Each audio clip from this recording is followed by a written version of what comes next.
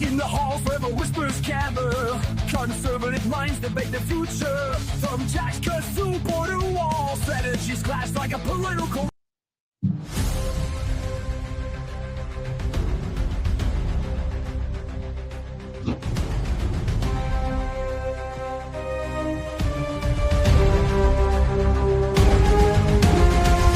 In the dark of the night, whispers of deceit, Shadows dance on the walls, secrets they repeat, a shadowed figure with eyes full of light. hiding truths in the shadows where no one dares to pry. Uncover the truth, let the lies come undone. Peel back the layers until the light is shown. Uncover the truth, let the shadows run. Break free from the chains and find the sun. Uncover the truth in the dead of the night, where secrets lie hidden like a whispered bite. Uncover the truth in the dim of the light, where betrayals take root in the heart of the fight. In the rain-soaked streets, under the moon's pale light, a crime unfolds with a twisted, sinister might. A knife in the dark. All right. Here we are on Bloodlines and Betrayal. And there has already been plenty of bloodshed today. But this is more. This is more. This is more. Yes. Yes. We will not discuss the other blood that has been shed. I guess that would be a Bloodlines and Betrayals episode. Yes. Technically. Emergency Husky Huddle 11. Possibly. We probably should have a quick one. For sure. What time you go on with Marshall? 11:30. But yeah. We can do this. Maybe do this fairly quick one. Yeah, well, I mean, it's a lot though. It's a lot to cover. It's pretty unique with how everything happened here. We are covering the Ben Johnson scandal, which was really the first of its kind involving doping in the Olympics in track and field, which has become more prominent. And we have seen stars get caught all over the place for doing the same thing. And I didn't know he was one of the first to break 10 seconds in the 100. And No, that's not true. That's who? Ben Johnson? Was he wasn't one of the first? No. What he did. So what he did was he smashed the world record in the 1988 Olympics. Okay, so you have your facts correct here. In 1988, Ben Johnson smashed the world record. Okay, right, with the 987. Okay, and smashed the world record in 100 meters. Before then, the record was 19.93 by Calvin Smith of the United States, which was ran at altitude. Okay. Oh, okay. So when he ran that, the record before that might have been 1990, or maybe it was 1991, and it was ran in altitude. And then 81, you mean? Ben Johnson. Let's run Ben Johnson was 88. 88 he ran. No, but what was his time? What was the time he ran? It was, I believe it was 979. 979. Okay. So what I think it was 1991. What a 9.91 was the record, right? Yes, because his got eliminated. Yes. Because they 979. Was that it? And he ran that at the Olympics, correct? I thought. In Seoul, yes, I believe. Yeah, in Seoul. Yeah, he ran 9.79 in the 88 Olympics. Because he also ran in 84. In 87, he ran 9.83. So in the World Championships. Right. What was the record before Ben Johnson? Before Ben Johnson? Ran 9.83, yeah. I thought Carl Lewis had it. I think he was the first guy under 9.9, if I'm not mistaken. That must be what I'm thinking. Okay, that's what it was. He was the first guy under 9.9, just so you get your facts right. Right. Calvin Smith ran 9.93 in 1983 at Colorado Springs in what do you call altitude. Then Ben Johnson smashed the world record in 87 at the World Championships in 9.83, and then in the Olympics ran 9.8 at 9.79. What do you mean at altitude? Well, they would run at a higher peak, or yeah, so that gives you the ability. The air's thinner. It gives you the ability to run faster in sprints. Oh, it does. Yes. So a lot of world records used to get set at that. The same reason why, I don't know if you're not track. I don't know if you did track or not, but you did. I did, but I'm not as well versed as the expert who has the track coach. Yes. So world records. So for example, in 1968, a lot of world records fell at Mexico City because that was at altitude. That was where Bob Beamon went 29. I think it was like 29.2 in the long jump, which stood for like 30 years until Powell and Carl Lewis broke that record. But it was set at altitude. So I thought it was always harder to run at altitude. Like, they say playing at Mile High Stadium, the guys will get tired. Right. So up to about 400 meters, it's a benefit because the air's thinner. You can move faster through the air. Here's the example. Anaerobic stuff. For example, you could kick a football a lot farther at altitude. So so when the field goals are kicked, they kick bombs at Mile High if the weather is okay. I mean, you'll see there's 1,050,000 that plus. That makes sense. Plus, yes. If that's how the Giants lost on a massive field goal from the Broncos. There you go. So because the air is thinner, things move farther. Think about it like this: less things holding you back, right? So it moves faster. But in the lungs, when the air is thinner, as soon as it gets beyond into aerobic activity versus anaerobic, so meaning beyond 400 meters, maybe 800 meters, and 800 meters might be the borderline, but we're definitely milers and above. Like when you get to that kind of stuff, it works against you because now the amount of air that gets into your lungs is much lower per breath, and that thin air works against you in any aerobic activity. But for any anaerobic activity, which is speed, explosion, jumping, throwing the shot put, kicking a field goal, throwing a javelin, you're going to have an advantage at altitude. So that's why they had Lance Armstrong train at altitude, because it was anaerobic. No, you train at altitude because your lungs get more capacity. Okay, because you're forced to work harder, they expand more, and now when you go back down to regular, you have an advantage. So a good example, and that really is people from Kenya, okay, and Ethiopia, the really good runners, they would run to school in the morning because they didn't have, the same ability, like wherewithal to get.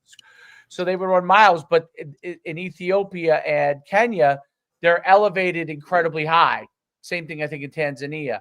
So they would run these distances in less air, in altitude.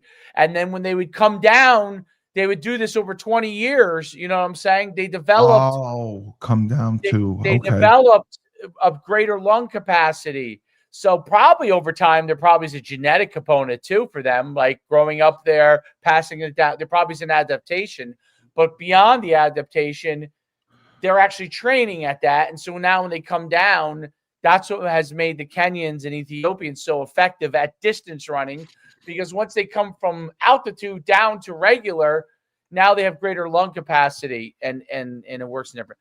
So yes. So if you're training at it, right, restriction of lung capacity helps you if you are going to be a distance runner. When you come to it develops more lung capacity and then enables you. That's why Lance Armstrong would train at there. But as a sprinter, that's not really as relevant, right? You run faster. Yeah. So, so over the course of a football game, guys would get more tired in, of course, of a football game. But when a guy breaks an 80-yard run, they have the percentages on him. He's probably running faster on his breakaway than normal. Right. I don't know if that's good. Right. No. Okay. That makes sense. So when Johnson breaks these records, he's not even breaking them in altitude. Mm-mm. He's breaking them at regular. Sea level. Sea level, right. He's breaking with sea level, and he's smashing them. Yeah, that was the biggest thing. His improvement from race to race. And I didn't know he was an immigrant. He immigrated to Canada from Jamaica. So he was from Jamaica, and he struggled being a Black immigrant in a white dominant society.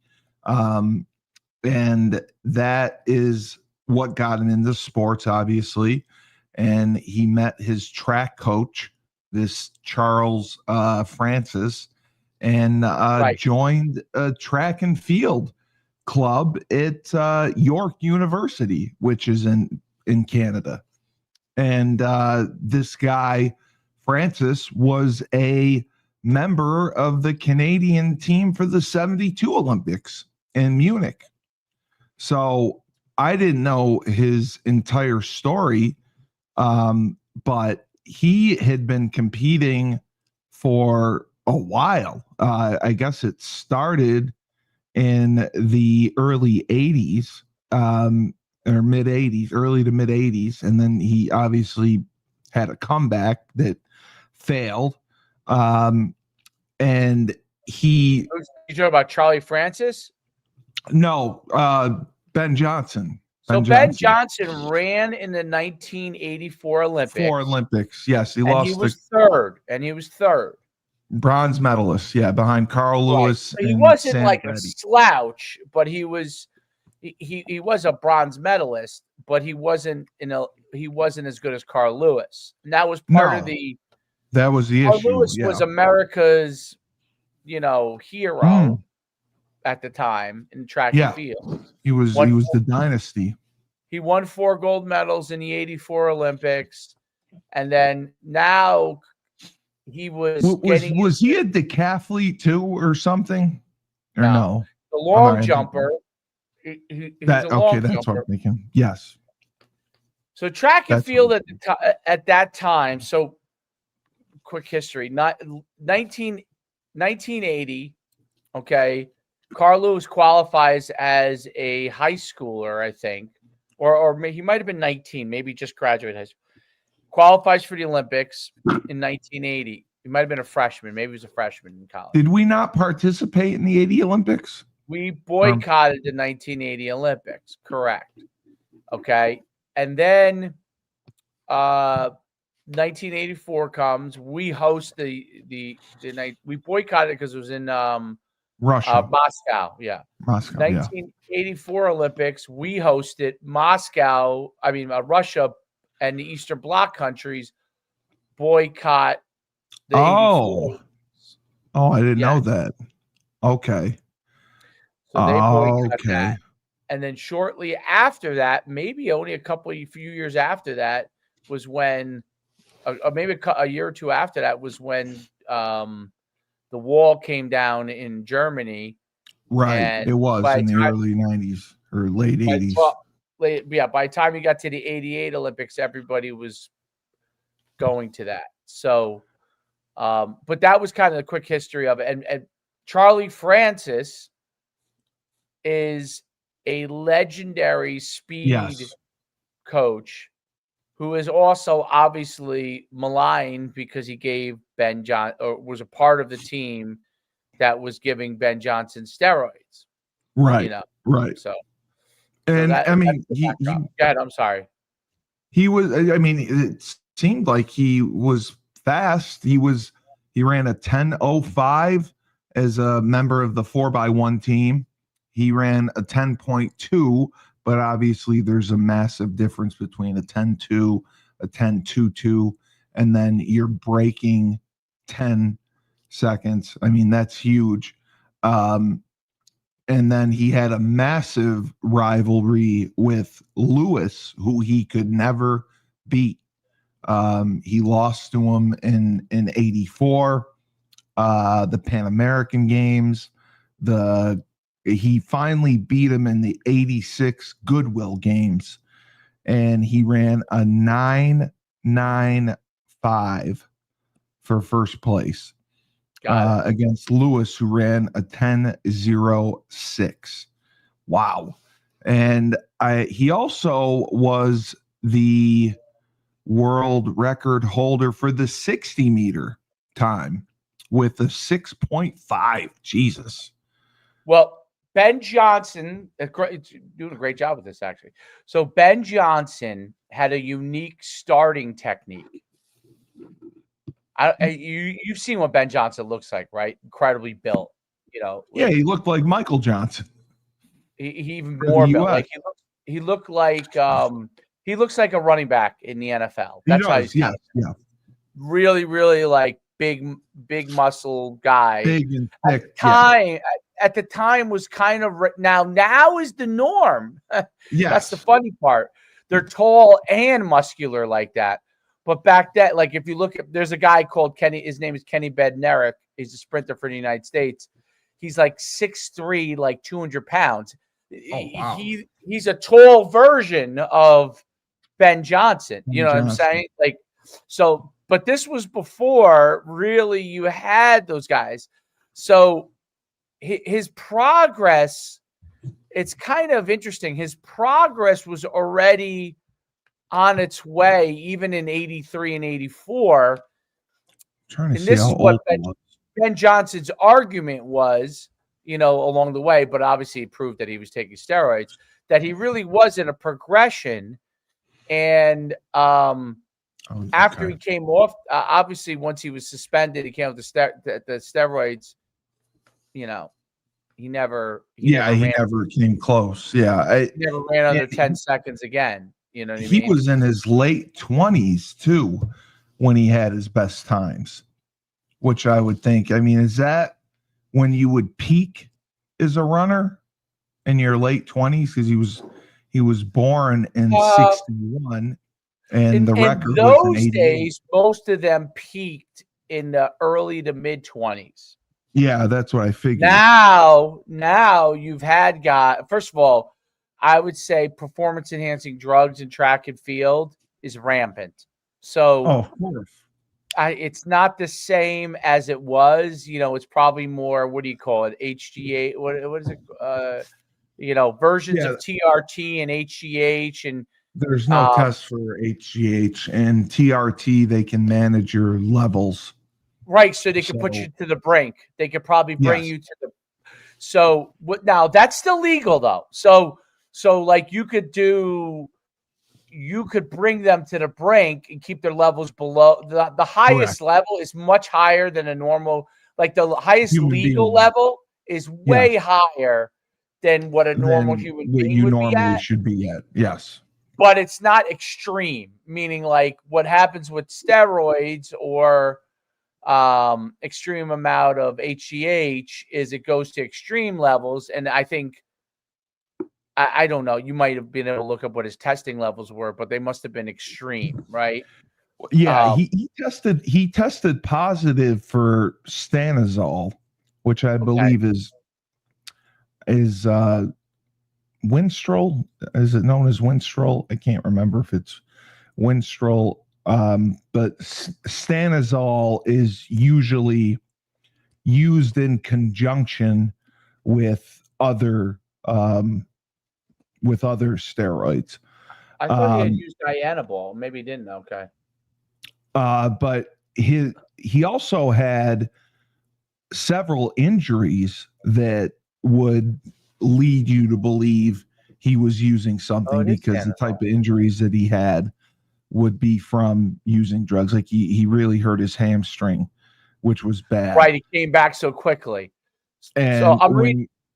ChatGPT says primary. I mean, he used a lot of shit. Holy cow.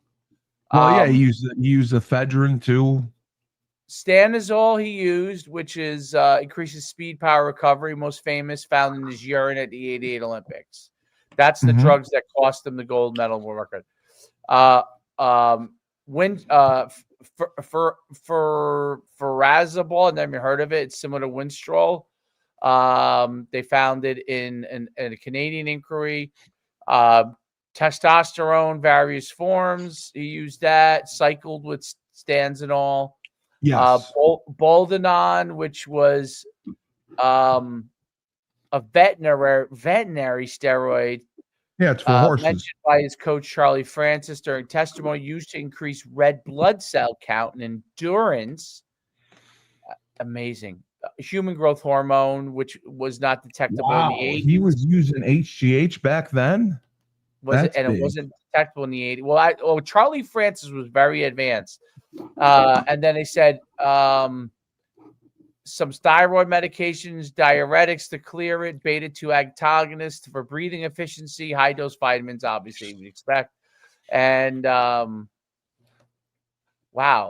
He was on a protocol. Yeah, they're going to – ChatGPT is going to give me his complete protocol. I'm going to get it. Now here's the other thing. Imagine that. The Carl Lewis. So they accused, and you might be reading this. I thought they accused Carl Lewis of doing it in some capacity. You know, most people don't believe that because Carl Lewis was the best from the time he was 19. Now, what brings all of it into question, period, I don't believe that Carl Lewis did anything, but because he was, I mean, I'm not kidding when I say this, Carl Lewis jumped 26 feet in high school. Okay. Yeah. Now, but you never know, because Marion Jones, who went down for steroids many years later, or maybe human growth hormone, whatever. Marion Jones never tested positive. She freely admitted it. Because she was on the clear, right? She did the clear. Yes. Yeah. Which was basically a cream, which is like an early version of what they give to adults now. You know what I mean? For you rub in. Yes. It was probably obviously a much more powerful version, but yes, they were giving a powerful version, and as a cream, and that's what Barry Bonds was accused of and did. Yep. And his trainer went to jail instead of testifying against him, which was crazy. Correct. Which is crazy. And that was the same thing that Marion Jones was involved in, and so on and so forth. And Marion Jones, his husband, was a shot putter. Yes. CJ Hunter, who threw 70-plus feet. And now, what's interesting about it all is, like, come forward many years now. Obviously, I'd be shocked if all of these track athletes weren't using a level of HGH. I just think they're there's no test for it. Right, and they're probably riding. They just make sure their levels, because they test your levels, right? They probably just make sure their levels are below the allowable amount. Not that someone isn't cheating. I'm sure there are people that cheated, but like they probably have mastered some level of riding whatever that line is, which I probably can ask ChatGPT and get the answers. But this is interesting. So it said his dope, this was what his doping so we talked about the drugs. His pattern was, you ready for this? His pattern, this is crazy. Okay, regular use of antibiotic steroids plus testosterone over weeks to months to build muscle and strength. Medical monitoring, blood tests, liver, kidney checks. See, they're way ahead of the curve on this stuff. Like, way ahead. Even back then. But bodybuilders were probably doing this version back then. You know what I mean? It was legal back then. It didn't become illegal until the late 80s. Okay. So then football players were doing it. They would continue steroids until the testing windows. They picked drugs that would clear the system. Dr. Astafan told the inquiry he injected furazabol at about 27 days before the Seoul Olympics, believing that it would be safe. It would be out of the system in time. Close to the big races, they reduce or stop drugs and may add diuretics or other agents to speed exertion and beat the test. In 88, if backfired. So what would he – now my question is, if he – let's say he never came off of it, what would he have run? 9.69, 9.65 back then? There's people that have always said they would want to see a performance enhancement league or universe where athletes are allowed to use performance enhancing drugs just to see how good they would do. Right. They probably would die off a year later, but they would all. Yeah. No, I know. Well, with blood testing now, you can monitor it. So my thought process is, I agree. Would they die off if they managed it right? Probably not. I don't think so either.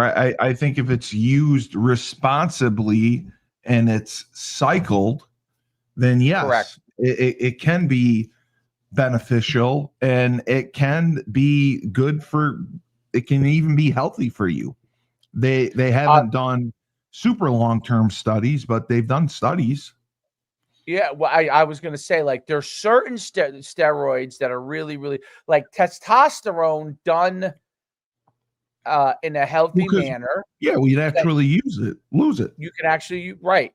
Now, with young people, that's the thing they have to figure out, like, what is the line there. But yeah, right. So it said here, he failed 3 tests for banned stimulants too. You're right, ephedrine and pseudoephedrine. Yes. That is, ephedrine is dangerous. Yeah. Oh yeah, that can give you a heart attack. Carl Lewis even failed for ephedrine, it said. Right, and because that's why he does. Ephedrine enables you to train harder. Yes, yeah, it gets you going. It used to be in freaking some crazy supplements. It used to be in Rip Fuel.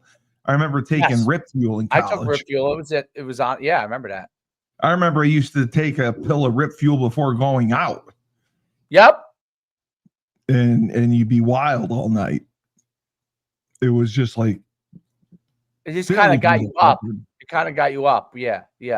And that's why even now you can't go to a store and buy Sudafed, the real Sudafed, without showing your driver's license.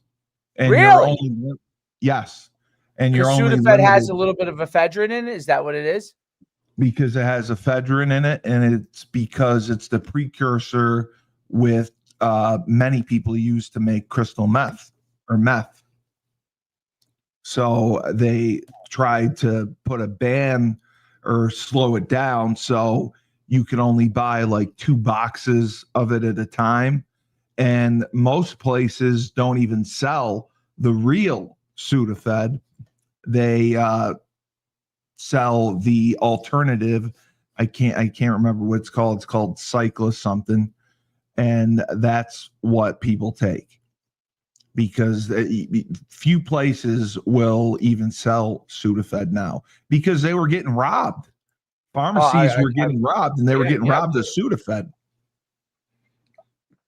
Sudafed was very effective too. I remember, you know what, they gave it to you as a kid. Yeah, no, and it's still. I mean, it works. It works, and when you're sick, it works to get you through the day. If you're sick, if you're congested, if you have a cold, I mean, there's very few cold medicines that you can take and still go to work and be fine. Right. I mean, most cold medicines knock you out. They'll put you to sleep. Sudafed, even like Dayquil, has certain stimulants in it that help you throughout the day, get through the day. And that was all part of his training protocol. Like, wow, he had stimulants, he had performance enhancers between, I can't believe in 1988, he was taking HGH. Like, that's big. Because HGH, there's still not like a normal urine test for. HGH can only be detected in your bloodstream. And then even from there, the levels of it can be disputed. Like you don't hear of people failing drug tests for HGH often. What I also think is really interesting with him, you know, he's 63 years old now, Ben Johnson. He is, yep. He's not like on his deathbed or anything. So it tells you that, it does tell you that even though those high levels should be illegal from a performance standpoint, the whole original fear of why they didn't want it was that people would, you know, just like keel over. You know what I mean? Yeah, the health, yes. The health aspect. But obviously with Charlie Francis was way ahead. I'm not advocating any of this stuff, by the way. I'm just saying Charlie Francis and his team was way ahead of the curve as far as constant blood testing, measuring levels, understanding. Like, I can't believe that people understood back then, you know what I'm saying? Like, what these levels meant. Like that, like, it's just now a thing worldwide, you know what I mean? And AI is going to accelerate that. But I think you're right. I think you're dead on that. We're going to probably find out in about, I would say, close to 10 years, once AI starts to analyze all these things, that measured levels of this stuff, if you're doing blood testing and you're coupling it with the right things to and you cycle it on and off. That's the biggest thing. You probably can't not as deadly as you thought. Like I've heard Arnold talk about the reason why he had so many part of the problems he had was that early on he didn't know about all the blood testing stuff. But as he got into his later part of his career, even he understood that he started to get blood testing as he became richer and richer as a bodybuilder. At first, when he was a poor bodybuilder, he was taking it just to get big. And then religiously, and then so he was not doing it in a healthy manner. But then once he started to become obviously Mr. Universe and was in America, was making money, even in the 70s he was starting to measure that stuff. Actually, if you go back to East Germany, which is crazy, they didn't know anything. They were doing it back in World War II. They were doing it in the 50s and 60s, and they were managing. The group that was negatively affected the most was not the men. It was the women that were very negatively affected because they didn't understand what they could do and what they couldn't do. They were trying to apply similar principles that they did with men, with the women.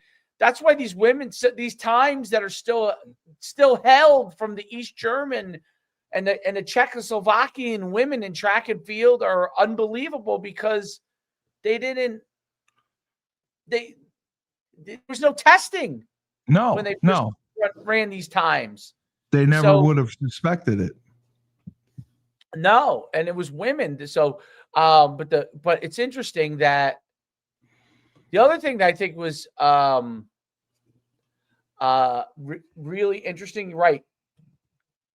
Carl Lewis did fail the Americans test. So talk about that. You look that up. What'd they say? He failed for stimulants, and it was not by much, but because of the positive test, he blamed it on cold and allergy medicines. And there was a supplement that he was taking that was found to contain Mei Huang, a Chinese name for ephedra, which he apparently didn't know that the supplement had it in it, and it was not listed on the banned list of supplements. Like now, if you go to any professional league's website, the NFL, they have a list of banned supplements. Right. Like, I know Brock Lesnar failed a UFC drug test because he was taking an estrogen blocker, which normally people will take when they're coming off a cycle of steroids, because your estrogen levels are going high during as you're adding testosterone, your estrogen goes up as well. So he flunked for that, and he got penalized. And Ben Johnson, I mean, he got suspended for years, and he had to go in front of the federal government in Canada and give testimony. And his coach had to give testimony, and other athletes. There was 122 witnesses over 91 days, and he was suspended.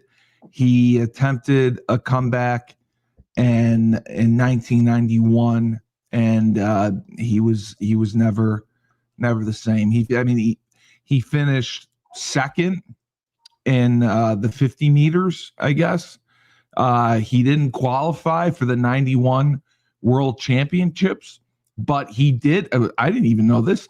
He made the Canadian Olympic team in 1992. And after finishing second at the Canadian Olympic trials. But then he missed the 100-meter finals in the Olympics.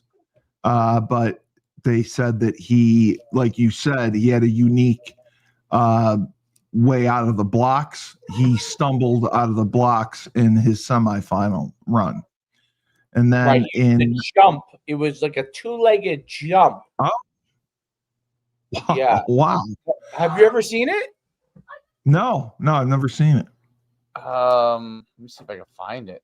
And then he in 1993, he was 0.04 seconds shy of the world record in the 50 meters. And he again was found guilty of excess testosterone, and he was banned for life from the IAFF. Wow. He couldn't stay off the drugs. Well, what it is. I always wonder if he came back and he did okay.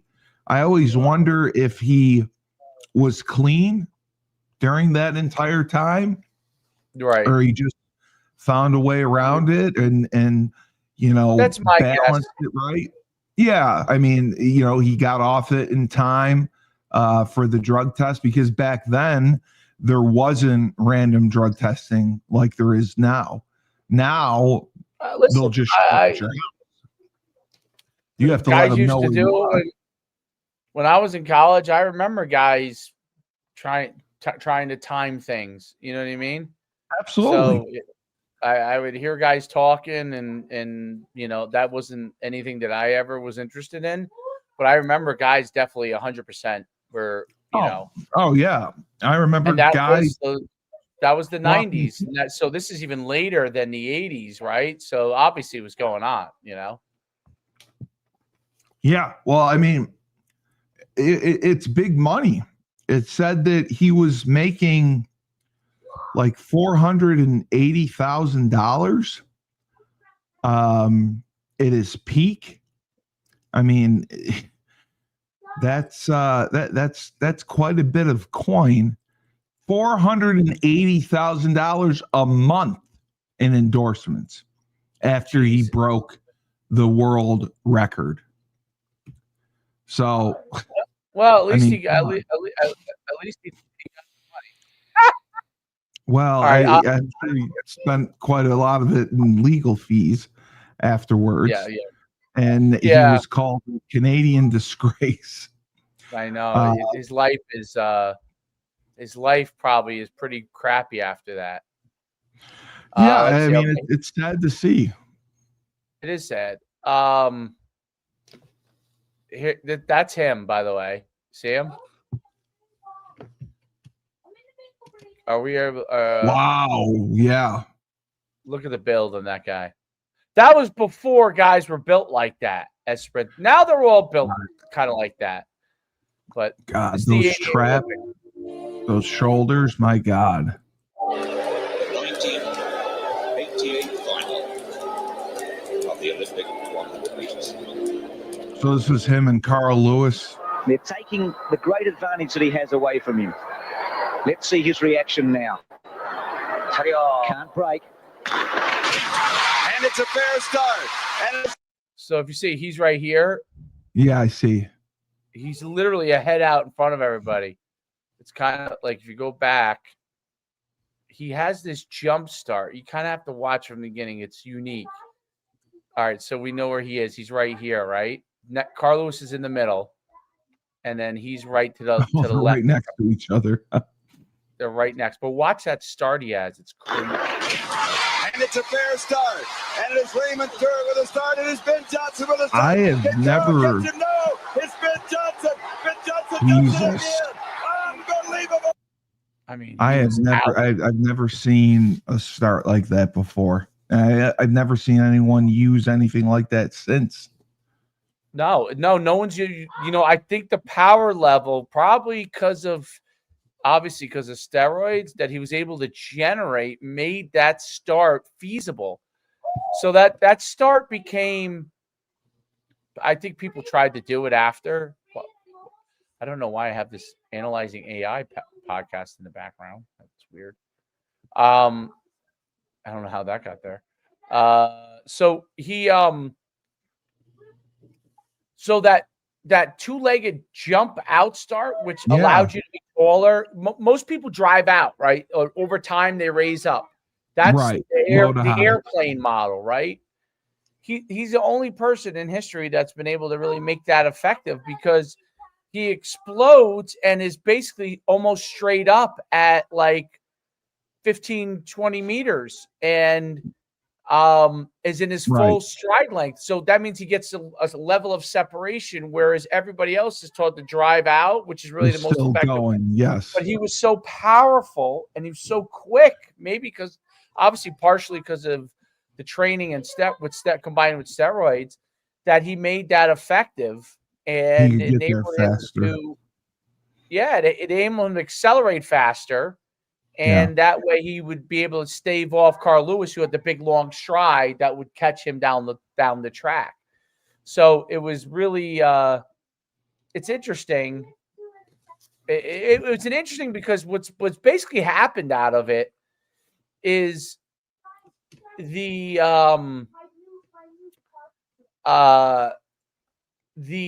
training methodologies like that came from Charlie. Adopted a lot. Like you said, they adopted a lot of the same training techniques that he had already been doing. Right. So like Charlie Francis, now obviously he was utilizing steroids only, but obviously people were like, well, wait a minute. Okay. If we use some of these principles with explosive athletes as they actually learn to train better, lift better, all those kind of things, eat better. A lot of these things became the model that everybody did, and it was called central nervous system focused training, which is now what people use.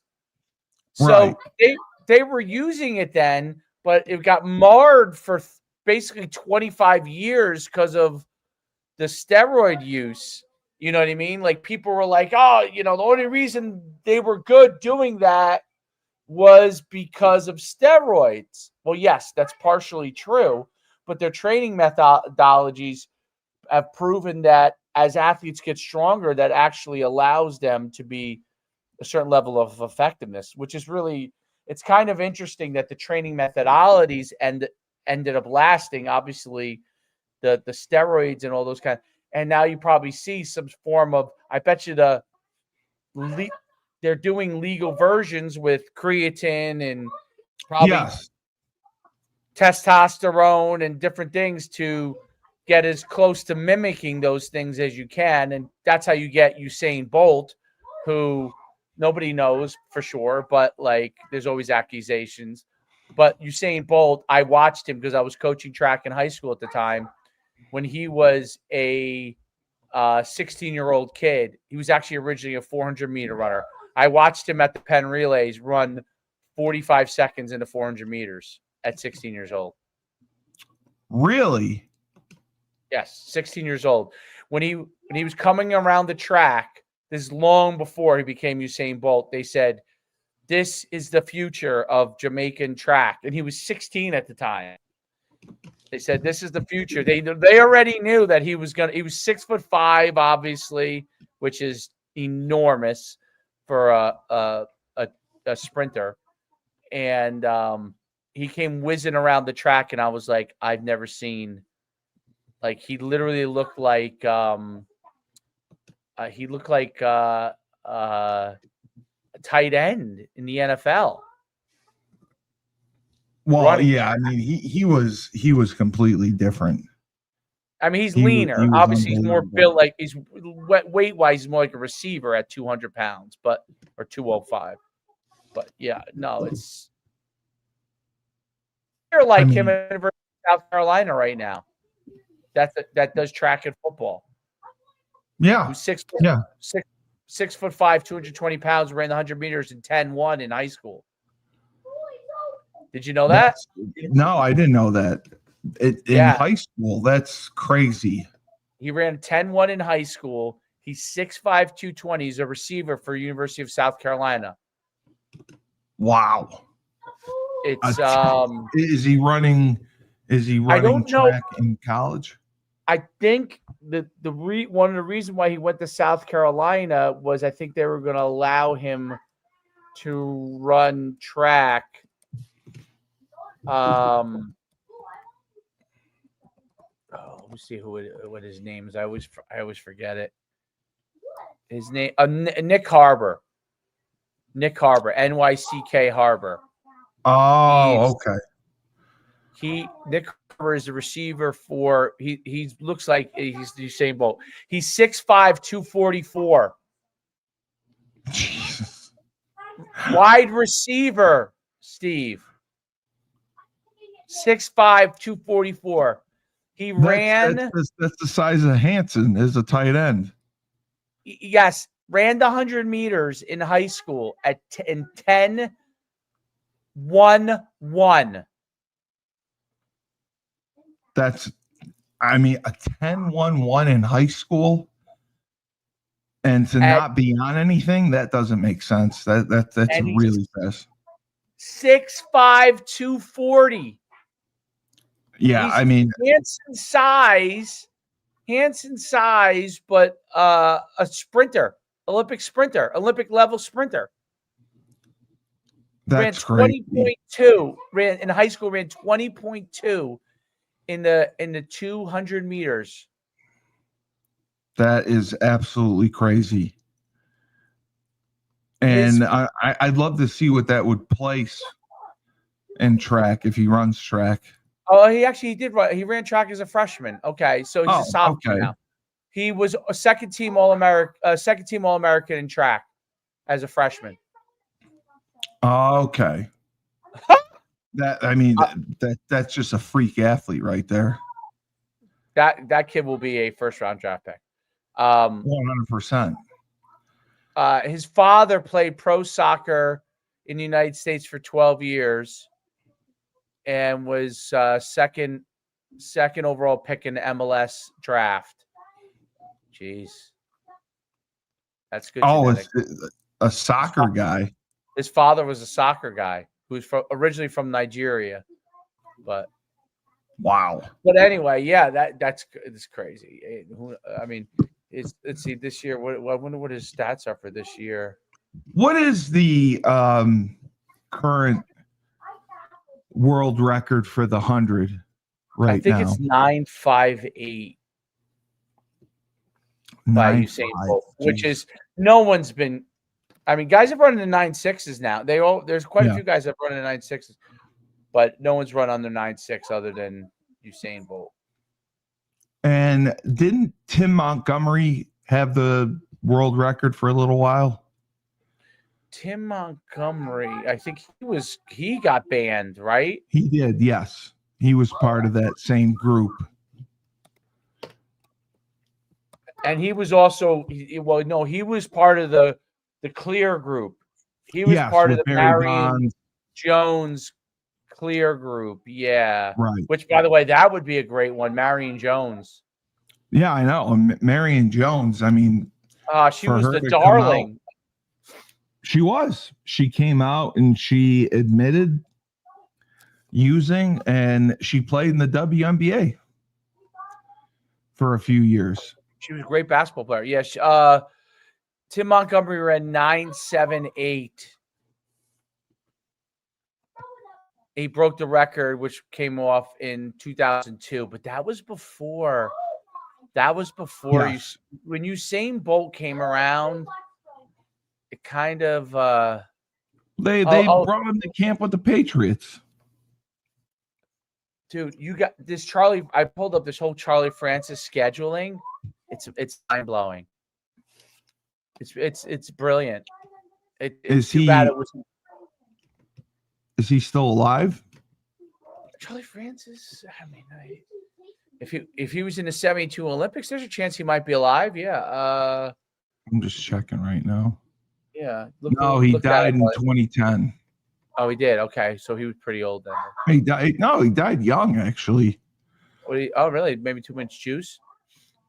He was born in 1948.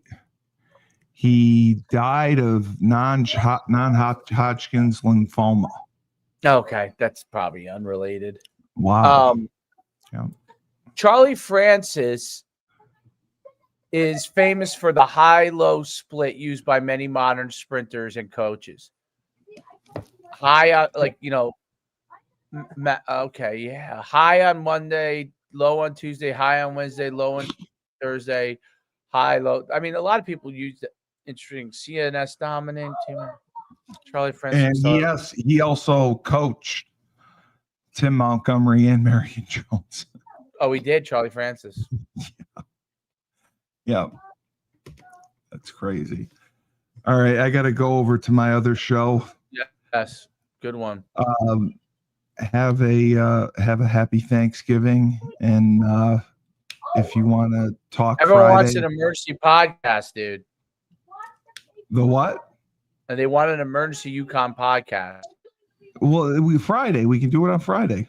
That's not emergency. You want an emergency UConn podcast? You want to do it after this? I can do it after I finish with 1 o'clock. 1 o'clock. Yeah, I can do it after I finish with Laban. Yeah, it'll be quick. We do it quick. I mean, what are we going to talk about? 20 minutes. Yeah. All right. You got it, Cashew Crew and Nathan Gorella. You'll get an emergency podcast. All right. You put the link up. I'll be on as soon as I'm done. All right. You want to close this out?